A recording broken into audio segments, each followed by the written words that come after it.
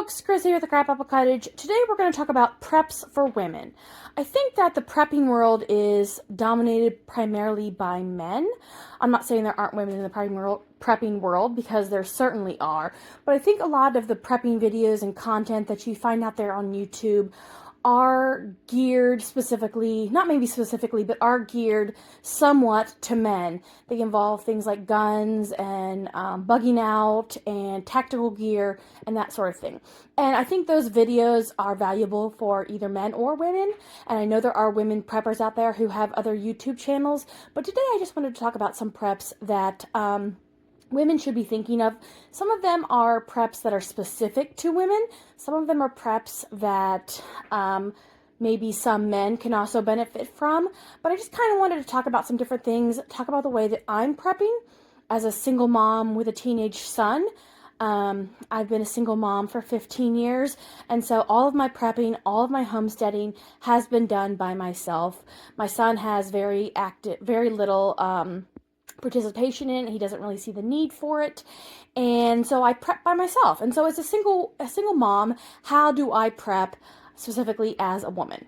Okay, so the thing we're going to start off with, of course, is that every prepper, whether they be men or women, should have general preps. We're talking water, food, basic first aid kit, that sort of thing. So we're not going to go into all that. You can watch thousands of videos on those various topics. But let's talk for a minute about security, because I think that security is a topic that maybe women don't think about as often, especially if there's no man in the house.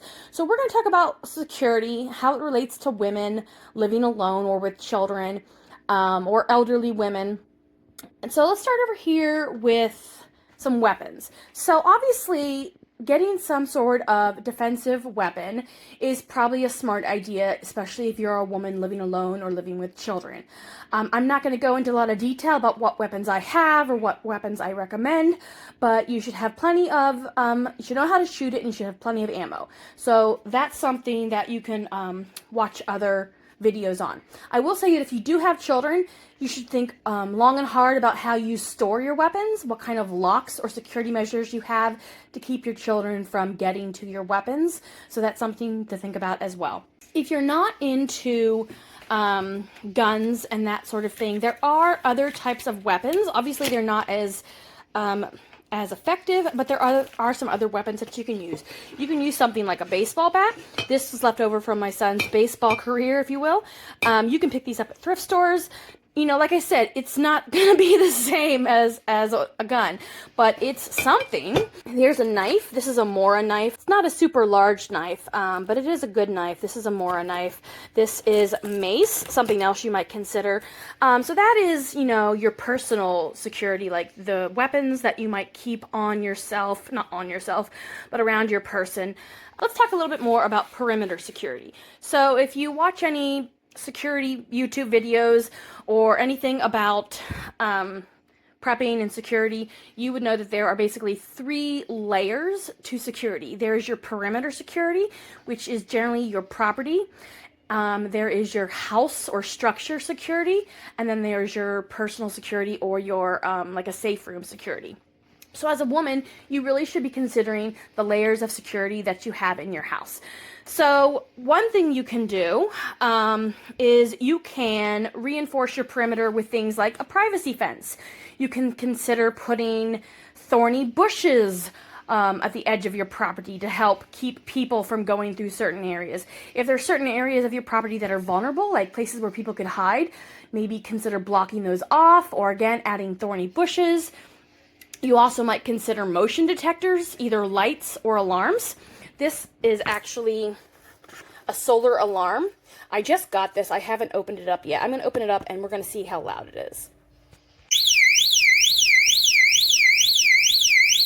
Okay, some other ways that you can defend your perimeter. Like I said, a privacy fence is always a good idea. Something pretty tall that people can't look over to see what you've got going on.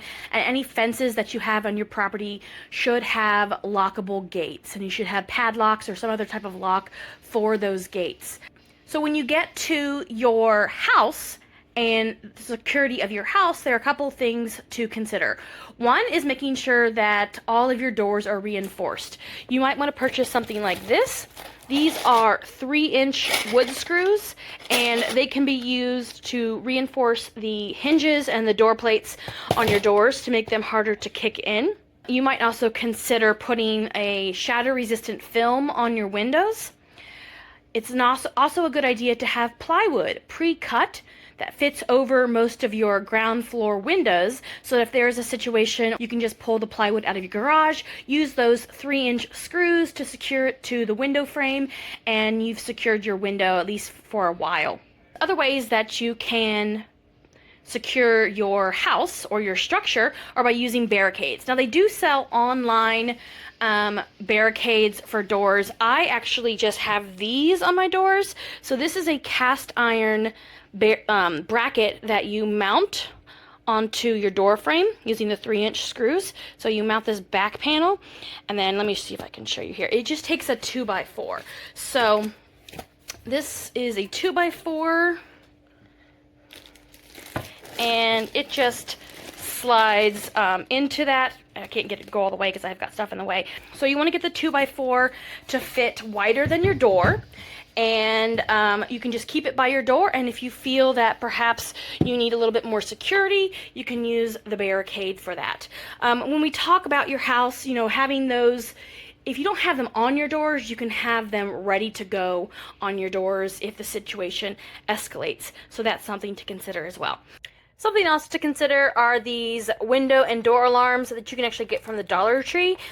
You mount one side to your window or door and the other side to the door or window frame, and when the connection is broken between the two, like if somebody opens your window, then alarm goes off. So those are another good way to harden the structure of your house against any sort of intruder. It's a good idea to have thorny bushes underneath your ground floor windows, or some other way that you can keep people away from those windows. Having regular bushes isn't necessarily a good idea because people can then hide in the bushes, but if it's something thorny and unpleasant, it might deter them from trying to come in that window. So that might be another good idea. Another thing you might consider is getting a dog. I have a small dog who is not particularly ferocious, but she's very loud, and anytime anybody comes anywhere near my property, even if it's across the street, she lets me know. So she is a really excellent early warning system. One time she let me know somebody was on my porch. There was some sort of a intruder on my porch at nighttime, and she started barking, and when I went to the door and looked outside, I saw 2 wet footprints on the porch where somebody had been, and they ran off. So she is a great alarm system. There may be times when you don't want your dog to make sound, and so I've got a dog muzzle. And the idea is that if we're trying to keep quiet for some reason, I can put this muzzle on her and reduce the sound a little bit. So if you do have a dog that's a little bit of a barker, that might be something to consider for security purposes. Something else to consider is every time you come into your house, you should lock your doors, and not just the lock on the knob. You should slide the deadbolt across your door every single time you come into your house. And also, as a woman, especially as a single woman, think about where it is that you choose to live. Obviously, urban areas aren't great for anybody who preps, but really, really rural areas aren't particularly great for single women either. If there is a situation, there's nobody nearby to hear your calls for help. So I actually live in a small community that is located in a rural area, and I actually think that is an ideal living arrangement for me, because like I said, I have neighbors. If there is a situation, anything from a house fire to an intruder to a tornado or anything, there are people in my immediate surroundings that can come to my aid, that can hear any alarm that goes off. But I'm still isolated from large populations because my community is in a rural area surrounded by farmland. So if you are a single mom or an elderly person, you might consider where you live as a form of security. Now, the third layer of defense or security is having some sort of a safe room. So for me, I have one room in my house designated as a safe room. If it is a second story, you might want to consider getting something like a fire ladder that you can use to escape out the window. If it's a first story, obviously that's not something you have to worry about, but the idea is that if there is somebody who has breached your perimeter security, your household security, and they're in the house or coming into the house, you can go into the safe rooms for kind of your final stand or to escape. So having something like that door barricade is a really good idea for your safe room. Again, using the 3-inch screws and reinforcing the hinges and the door hardware, putting a deadbolt on the door, basically doing everything you can to make that door as difficult to get through as possible.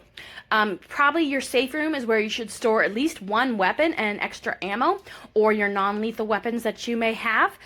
If you do have young children, you may consider making their bedroom the safe room.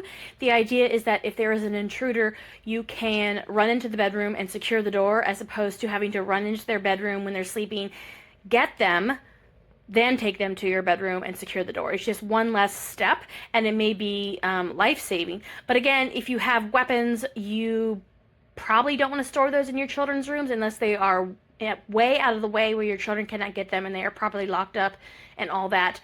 So I'm not recommending that you necessarily store weapons in your children's rooms. I'm just saying if you have young children, think through the best room in the house to be the safe room. Okay, so another area of prepping that I don't know that women think about enough is clothing.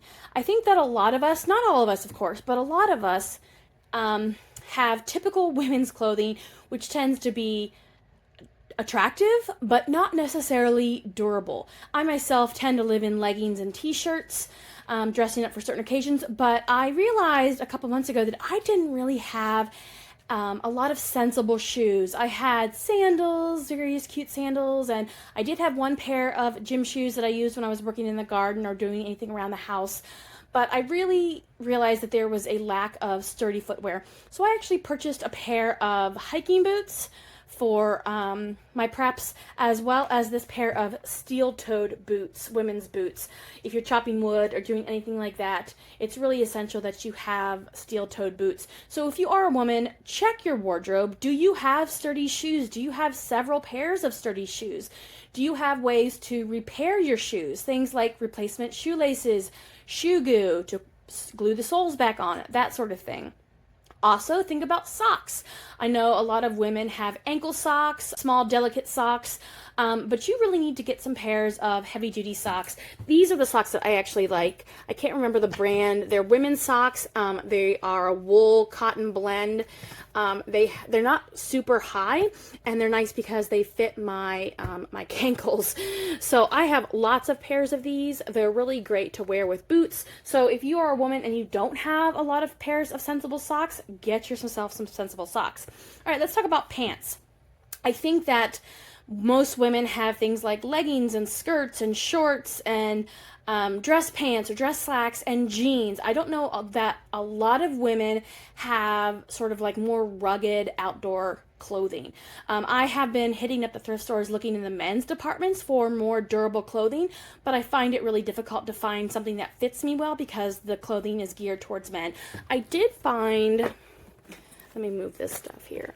I did find this pair of cargo pants, this pair of cotton cargo pants that have pockets and drawstring ankles, and so I got those to see how they work, and I think I'm going to buy some more pairs because they're just a nice durable pant to wear outdoors, not just working in the garden, but if you have to trek a long distance or something like that. The pockets are very handy. There's pockets down the legs so you can store things like your mace or extra ammo or whatever. So consider getting some durable cargo pants as well. Now, when you're thinking about women's clothing, other things you want to think about are underwear and bras. If you have pretty delicate underwear, maybe you need to invest in some pairs of all-purpose cotton underwear. And as far as bras, a lot of women wear underwire bras, so maybe make sure that you have some sports bras or you have some all cotton, no underwire bras that would be much more practical in a survival situation. So think about that. Other types of clothing that women may not have include a durable winter coat. You may have something like a cute pea coat. Maybe you need to look at getting something like a Carhartt or something like that. Do you have rain gear? I'm not talking a disposable poncho. I'm talking like a full rain suit. Do you have a baseball cap to put your hair up? Do you have a wide-brimmed hat to work outside in the garden? Do you have a belt, actually? So, you know, like my cargo pants have belt loops, and so having something like this, an adjustable belt, is a smart idea. A lot of women have pretty belts, belts for dress pants, don't necessarily have durable belts. So again, those are just some things to think about. Making sure you have cold weather gear, making sure you have work gloves that fit your hands. A lot of women may not have a nice durable set of work gloves or multiple sets of work gloves in their preps. So think about that. Okay, so let's move on to preps for women involving menstrual supplies. So I think probably most women of childbearing age have menstrual supplies on hand. We're talking about things like disposable tampons, panty liners, and pads. If you do use those, you need to make sure that you have a lot of them, but you also need to consider other alternative forms of menstrual care. So things like a menstrual cup. This is one that I recently purchased and haven't used, but a menstrual cup that you fold and insert that is reusable and washable. That is something to consider. This is something else that I've picked up recently. These are reusable pads. I have them in 3 sizes. These actually could be used for incontinence as well. It's just got a snap so that you can snap it on your underwear, and then you can either hand wash or machine wash them. They came with this little wet bag, which is really nice. So if anybody's interested, I can put a link down below for these. I haven't used them yet, but they seem like a really good option for reusable menstrual products. Other things you might consider for your menstrual cycle is pain relievers, specifically things like Midol that are good for menstrual pains. You might also consider something like these down there wipes, or even a basic baby wipe, which is fine for using in your more sensitive areas, especially if there's a situation where there's no water and you need to keep yourself clean. Baby wipes or these down there wipes are a good option for keeping yourself clean in a grid down situation where there is limited water supplies. You might also consider purchasing some pairs of period underwear. I haven't ever tried the period underwear, the absorbent underwear, but that's another option, not just for your period, but any sort of incontinence that you might have as well. And then the last thing is keeping a couple of heating pads on stock. I've got this electric heating pad that I could use with my solar battery. And I also have an old-fashioned water bottle, which you would boil water on your desired heating source and put the hot water into the rubber water bottle. And so it's a really great way to provide not just heat therapy for menstrual pains and that sort of thing. It can be used for a lot of other reasons. We'll talk a little bit more about that later, but having not just an electric heating pad but a hot water bottle is a smart idea. Okay, so there are some other health and hygiene products that you may want to consider putting in your preps. Things like this yeast infection treatment. This is an Amazon Basics brand, so it's pretty inexpensive. I got that on Amazon, so I keep those in my preps. I also keep medicine for urinary infections, as well as these test strips to determine if there is a urinary tract infection. Those are good, not just for women, for men, but women tend to get urinary tract infections a lot easier, especially if they're in a situation where they can't keep themselves as clean as they would like. Again, that's why it's really important to have wipes and the Peri wash bottle. I don't know if I already talked about this, but having the Peri wash bottle, they use these for afterbirth care as well. You fill it with water and then you squeeze it upside down and it flushes out your more sensitive areas. So that is something to consider in your preps as well. Over here, we've got a female urinal. I'm gonna take this out of the box and show you how this works. Okay, so it comes in 2 parts. It's got the part that goes on your body, and then it's got this part. Let me put that in and show you. Okay, so this is what it looks like assembled. Like I said, you put the top part on your body, and then you can bend the tube and direct it any way you want, and essentially you can urinate standing up.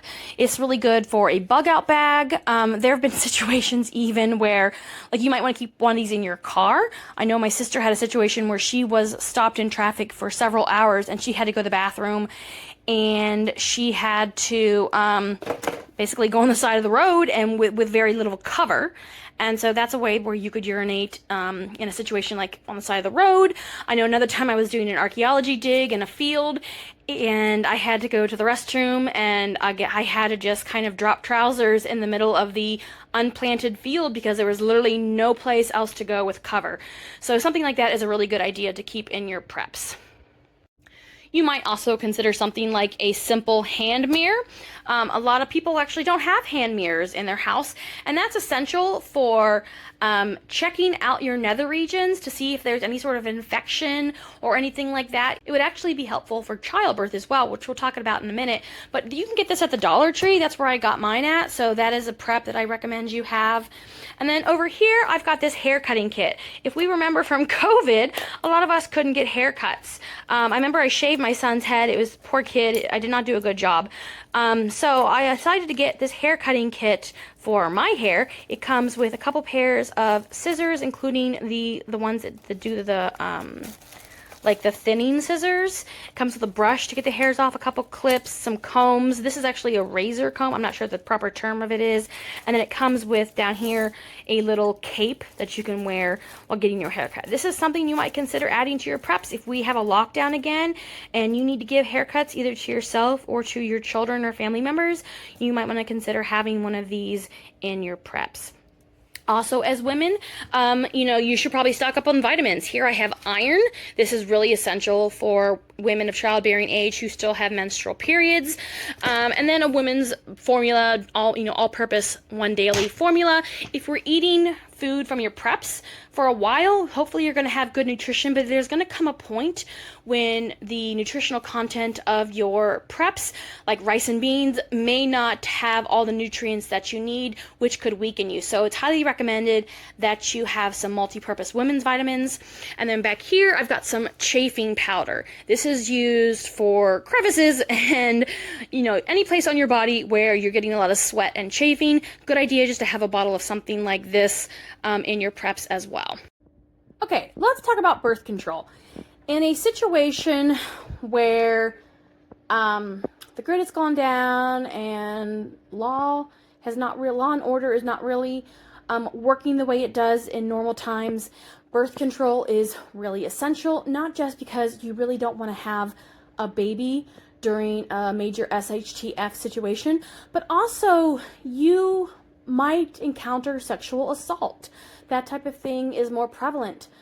Crime in general is more prevalent, but sexual assault particularly when there is a SHTF situation. So it's really important to have methods of birth control on hand. Even if you are beyond your baby making stage in life, unless you've gone all the way through menopause, you should keep these things on hand for situations. And if you have daughters or granddaughters or sisters, anything like that, anybody who might be part of your prepping group who is a female of childbearing age, you should have birth control methods on hand. So let's talk a little bit about what I have. Obviously, something like a condom or a reusable diaphragm or something like that is good to have. These have a limited shelf life, and the problem with them is they require the man to be involved in pregnancy prevention. And if it's a sexual assault situation, that might not be an option. So maybe something like birth control. Now, I feel very lucky that I have this supply of birth control. This is actually more than 2 years worth of birth control. What happened was I stopped using pill birth control, but I kept getting the prescription refilled.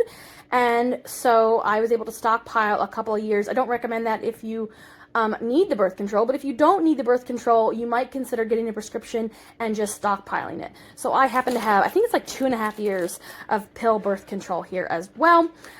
You also can consider more natural family planning, things like ovulation predictors by keeping track of your cycle, that type of thing. You could use a thermometer. This is an old-fashioned glass thermometer that can tell you when you are ovulating, so that's something else to think about.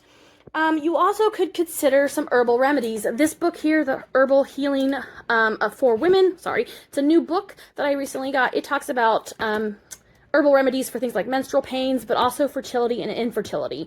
So maybe something like this you might pick up. Let's talk a little bit about what happens if you find yourself pregnant. Now, I know this is a sensitive topic, and some people may disagree with me talking about it at all, but it's something you need to think about in the case of SHTF. So I do keep a supply of off-brand Plan B in my preps that can be used in the first few weeks after detecting a pregnancy. Not the first few weeks, I'm sorry. It can be used the day after. Basically, it's known as the day after pill. So it's an emergency contraceptive. It keeps the fertilized egg from implanting into the uterine lining, I believe. I think that's what it does. So keep some of those in your preps if that's something that you feel is necessary for your family. Something else, and again, this might be controversial, but this book here, Wise Woman Herbal for the Childbearing Year, has a section on using herbal remedies to bring on a period when your period has stopped. I will leave it at that. I'm not going to vouch for the medical safeness of those methods, but I will tell you that I grow many of the herbs that she recommends, or I keep them seeds for them. It's just something that I have decided to prep in case of sexual assault or an unwanted pregnancy or something like that. Again, don't come at me. This is my belief system, and this is something that I prep. This is an out-of-print book, so you'd have to find a used copy online. It is The Wise Woman Herbal for the Childbearing Year by Susan S. Weed. So something to think about if that is something you are concerned with. And then if you think you might be pregnant, it might be a good idea to have some pregnancy tests. These are Dollar Tree pregnancy tests. I don't know how well they work, but I do keep some in my stockpile just for emergency situations. Let's talk about what happens if you do find yourself pregnant, either deliberately or non-deliberately, and what you can do about it. Well, the first thing I recommend is getting yourself some good books. So these 2 herbal books that I told you about have remedies for like morning sickness and stuff like that, easy birth, that type of thing. But you also might consider some of these books. Where There Is No Doctor has a chapter on childbirth and pregnancy. Let's see here. The Survival Medicine Handbook has a chapter on that as well. And then I picked this book up. This book is actually way more comprehensive, this book for midwives, whereas those other books just have a chapter. This is an entire book on women's health, so I would highly recommend this book, but also get the other books as well. And then also you can pick up these books. I picked these both up at a thrift store, Your Pregnancy and Childbirth and What to Expect When You're Expecting. They just give you some basic information to kind of keep track of your pregnancy, figure out what stage you're in, how to take care of your health, that sort of thing. We also have this free printout that you can download online. It's called Giving Birth in Place, A Guide to Emergency Preparedness for Childbirth. You can find that online just by Googling it, and you can print off that PDF. So that's a good idea to add to your preps as well. So I have been working on putting together a birthing kit. So a lot of this stuff is new to my preps. That was one of the areas that I decided to work on pretty hard this month. So let me kind of show you the things that I assembled for a birthing kit. Again, those books that I told you about, the Survival Medicine Handbook, Where There Is No Doctor, and a book for midwives, all include basic tools and supplies that you would need to do a home birth or an emergency birth. So I highly recommend you check those out as well. So let's talk about the things that I have for pregnancy. Obviously, nausea can be an issue. So having some anti-nausea medications like Dramamine or Emitrol are good to have. If you can, stock up on some prenatal vitamins. Even if you don't intend to be pregnant, there might be somebody else either in your family or your neighborhood who finds themselves pregnant and could use some prenatal vitamins. And they also can be taken as a multi-purpose vitamin for women as well. Things like Preparation H, which hemorrhoids are kind of a problem sometimes, both with women who are pregnant and as well as for after childbirth. Hot water bottle heater, or heating pad and a hot water bottle, like I talked about already for menstrual pain, can also be useful for both pregnancy and afterbirth care, as well as these instant cold packs. If there's no refrigeration, these you just kind of like break them and shake them, and they become a instant cold pack. So I do carry some of those in my preps as well. Those are really great for both pregnancy and afterbirth care. If you are pregnant, you might find something like these essential oils, both lavender, this is lavender and this is peppermint. Both of those are useful for things like nausea and stress during pregnancy as well as during childbirth. So you might consider stocking some of those. You might consider getting a measuring tape. These are the tapes that you find in the sewing section of a store, and you can measure the height of the uterus in the abdomen to get an idea of how far along you are, as well as measuring the cervix dilation, things like that. So just kind of a handy little prep to have. And then during labor itself, some things you might want to consider getting. Again, this hand mirror is very useful so that a woman, especially if she's alone, can kind of see what's going on down there. Heavy menstrual pads, reusable pads, or disposable pads are good for after giving birth. These here are timers. I got these online. They have 30-second, 1 minute, 2 minute, 3 minute, 5 minute, and 10-minute sand timers in them. So these are a good way to measure the contractions. If there's a situation like an EMP where typical watches and clocks and that sort of thing aren't working, these are kind of a fallback method for determining contractions.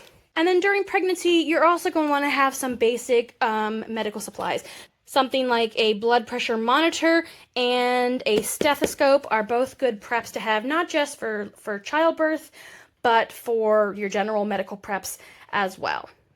Other supplies that you might consider stocking in your birthing kit include electrolyte drink mixes in case of dehydration from loss of fluids, that sort of thing. Again, a Peri wash bottle is good for afterbirth. You need to have plenty of nitrile exam gloves. You should have old linens and towels to absorb body fluids. You also might consider something like this plastic shower liner that you can lay down on the bed to kind of minimize damage to sheets, or these large disposable adult underpads that can be used both during childbirth or after childbirth as well. So whoever is assisting with the childbirth should make sure to wash their hands really well, preferably using an antibacterial soap, using a nail brush to clean the nails really well, then wiping the hands down with alcohol wipes or alcohol and cotton balls, and then finishing off with a pair of sterile gloves. Over here we've got a flashlight. A headlamp would be even better, but a good flashlight and a headlamp so that whoever is helping with the birth can kind of see what's going on. And then after the birth, some things you might need include a pair of, well, I guess it's after the birth, a pair of all metal scissors. What I realized was that I had scissors that were had plastic handles, and so I needed an all metal pair of scissors. And the reason you need that is that you need to be able to sterilize them in boiling water before you cut the umbilical cord. So they need to be all metal. So pick those up on Amazon or wherever. Something to tie the cord. You can use dental floss, shoelaces, string. You can actually buy umbilical cord clamps online, but they come in packs of like 50 or 100, which seems a bit excessive unless you're planning on attending a lot of births. So you can use string or dental floss, non-minted, obviously, and you want to boil that or bake it in the oven as well to sterilize it. Over here I've got a suture kit. This isn't something that I have experience in, but there might be somebody who does have that experience. So I've got disposable sutures, sorted sutures, surgical sutures, blades in here, and then various tools as well. So that's something good to have. Antibiotics. This is my Jace case that I have if there's an infection, not only from childbirth, but there could be an infection resulting from a miscarriage or something like that. So good to have antibiotics on hand. A nasal aspirator for clearing the air passages of the newborn baby. And then over here, this is a large oil pan. You could use a metal bowl or something like that, but some sort of large, shallow container that you could use to catch the afterbirth and inspect it to make sure that it's all out and none of it remains inside the body. And of course, if there's any sort of tearing or anything like that, and you have to do any sort of suturing, you should have clean gauze, bandages, absorbent pads, antibacterial lotion, alcohol, that type of thing to clean the area as well.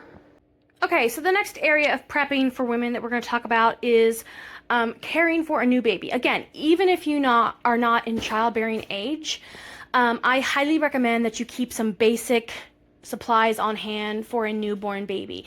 Again, this could be your daughter, your granddaughter, your sister, your neighbor, somebody else. It could be something as simple as a tornado hits your community and your neighbor who has a baby has no baby supplies, and you could be a godsend to them. So some things to think about. You might stock some disposable diapers. The problem with disposable diapers is that you have to have various sizes and they're kind of limited, and you don't necessarily want to stock a whole bunch of that stuff if you don't actually have a baby. But what I found online are these reusable diapers, and you can actually get these used on Facebook Marketplace and that sort of thing too. But I found this pack of reusable diapers. And what's really nice about it is they're adjustable. So I only have to have one pack, and they will supposedly cover a baby from newborn to 2 years old. So this is a set. This is one of the diapers when it's at its smallest size, and this is the diaper at its largest size. So you can see you can fit a wide range of babies in these diapers. They come with a wet bag as well as these reusable diaper liners. You put these in there so that if the diaper gets soiled, you can just change the reusable liner instead. It's a little bit easier to clean and help keep the diapers a little bit cleaner. So that's something you might want to consider. You might consider baby clothes. I did not go out and buy these baby clothes. I actually found a tub of my son's baby clothes going from newborn to 6 months old that I had kept for 15 years, and I was getting ready to get rid of them, and then I decided, you know, it might be something good to have just in case of emergency. My brother and sister-in-law do have a new baby. Well, I guess she's 6 months old now. They do have a baby. They are planning to have more babies, so it's good just to keep a few basic things on hand. I have 2 swaddlers in there. I've got a couple pairs of socks, a couple of swaddling blankets, a bib or 2. These are actually reusable wipes, so you would just wet these down and use these as baby wipes or burp cloths. I got a hat because your newborn is going to need a hat, and then I've got some basic sleepers down there. So I don't have a whole lot. I've got like 3 or 4 sleepers and onesies in the 0 to 3 month age and 3 or 4 in the 3 to 6 month age, and that's all I have. I figured if it's a child older than that, we can probably sew clothing from adult clothing. Something else that you might want to consider is stocking up on flannel sheets. I found this set of flannel sheets at the thrift store, and the idea is that I can make them into baby wipes, burp cloths, you can make them into diaper liners. You can make them into diapers even if need be. You can use them for a wide range of purposes. So if you do see flannel sheets at the thrift stores and they're in good condition, pick those up. You know, I already talked about the book, What to Expect When You're Expecting, but you may want to pick up What to Expect the First Year. Again, just a good general all-purpose baby health book. And then I picked these things up as well for my new baby kit. I have a silicone breast pump. Let me take this out of the box and show you this.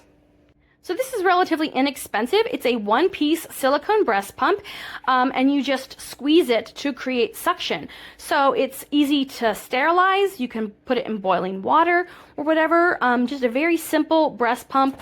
And even if, you know, you are intending to breastfeed, or the person that you're helping out is breastfeeding, there could be problems with engorgement or that sort of thing. So having a breast pump might help relieve some pain. And then at the Dollar Tree, I picked up a bottle for newborns, a bottle for a little bit older babies, a sippy cup, some pacifiers, and some baby spoons. Something else that I added to my preps is this fabric. This is a really soft knit fabric, and if you have a piece of fabric that is 6 yards in length and about 30 inches wide, you can make a simple DIY like Moby style baby carrier, which might be essential, especially if you have to bug out with either a baby or even a young toddler. You could use that baby wrap to carry your child. So that is probably something you might keep in your preps, even if you never use it for that purpose. I still have 6 yards of fabric that I can make into clothing or disposable toilet paper or whatever. So maybe pick up 6 yards. I got that on clearance at my local fabric store, so it was pretty inexpensive. And then the last thing you need to consider for babies is a formula supplement. There may be a situation where the mother has died or is unable to breastfeed, and you may need to give formula to the baby. So one way to deal with this is to stock up on formula. Unfortunately, if you don't have babies, you're not going to go through the formula. It's very expensive, and it's going to expire before you get a chance to use it. So one thing you might consider is coming up with a recipe, not coming up, but printing off a recipe for a homemade formula. And there are recipes out there. Obviously, they're not quite as good as like a store-bought formula, but they will work. And usually they consist of some combination of evaporated milk and corn syrup. If these are 2 food items that you stock in your prepper pantry anyways, and you rotate through them, in theory, they should be good when you need to make baby formula. So that is something to consider as well. Okay guys, this is the last category of preps for women. So let's talk about prepping for older women, for the elderly. There are a few things that relate specifically to women, and then many of these items relate to just general elderly people. So one thing you might want to consider for menopause is herbals like this do have herbal remedies for hot flashes and dryness and other symptoms of menopause. So that might be something useful. For hot flashes, you might consider something like a cooling peppermint essential oil. Sometimes if you place that like behind your ears, it can cool you off. This is a reusable cooling towel that you just wet, and the evaporation process cools you off. So that might be useful, as well as things like instant cold compresses. You might want to consider the reusable pads that we talked about. Those could be used for incontinence. And then for general elder care, you are going to want things like reading glasses. I picked these up at the Dollar Tree for $1.25 each. I have them in every strength. You might also consider things like medical supplies and mobility aids. We're talking walkers, toilet lifts, maybe a cane, that sort of thing. Maybe some reusable adult diapers. I believe they sell reusable adult diapers online, but I haven't purchased any. But then also maybe like a denture repair kit. Those are just some things that might be useful for older women and as well as older men. Okay guys, I know this was a super long video, and if you made it this far, I'm pretty impressed. But these are the preps that I recommend that women stockpile. Like I said, a lot of this stuff men can use too, and if you're a man and you're prepping for your family, you may want to add these things. I think that a lot of men just don't think about things like reusable baby diapers. If they don't have babies in their house, they may not think about that. They may not think about a breast pump or, herbal remedies for hot flashes or menstrual pain, that sort of thing. So hopefully this video was helpful for you guys. I hope you learned something from it. I know that during the process of making this video and doing the research, I learned so much information, and I feel so happy that I have these preps for women's health, from all the way from menstrual to baby, to old age, as well as clothing and security. These are all things that we as women preppers need to think about. So if you enjoyed this video, please give me a thumbs up, hit that subscribe button to watch my other videos, and I'll talk to you next time.